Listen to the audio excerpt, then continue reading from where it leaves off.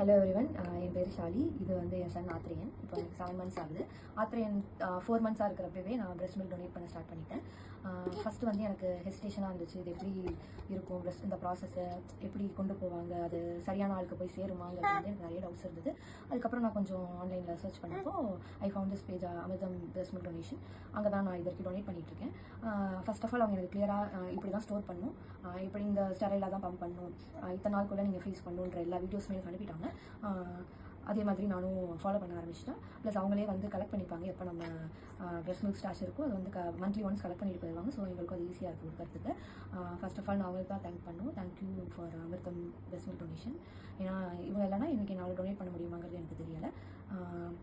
Secondly, I want to thank my husband for his support, and lastly I want to thank God for giving me more milk to feed my baby as well as more NICU babies. நீங்களும் உங்கள்கிட்ட extra milk இருக்குது, உங்கள் குழந்தைக்கு போக மீதி milk இருக்குது அப்படின்னா தயவு செஞ்சு ஹெசிடேட் பண்ணாதீங்க. நீங்கள் வந்து breast milk பேஜ் டொனேஷன் அமிர்தம் breast milk donation காண்டாக்ட் பண்ணுங்கள். ஸோ அவங்க கிளியராக எக்ஸ்பிளைன் பண்ணுவாங்க. உங்களுக்கும் அந்த ப்ராசஸ் ஈஸியாக இருக்கும். நீங்கள் கொடுக்குற ஒவ்வொரு ட்ராப்புமே கண்டிப்பாக ஒரு குழந்தைய சேவ் பண்ணும். ஸோ அதை நம்பி நீங்கள் வந்து தாராளமாக breast milk டொனேட் பண்ணுங்கள். வர 19th வந்து breast milk டொனேஷன் டே. ஸோ நீங்கள் ஸ்டார்ட் பண்ணணும்னு நினச்சிங்கன்னா கண்டிப்பாக நீங்கள் வந்து அமிர்தம் breast milk donation காண்டாக்ட் பண்ணுங்கள். தேங்க்யூ.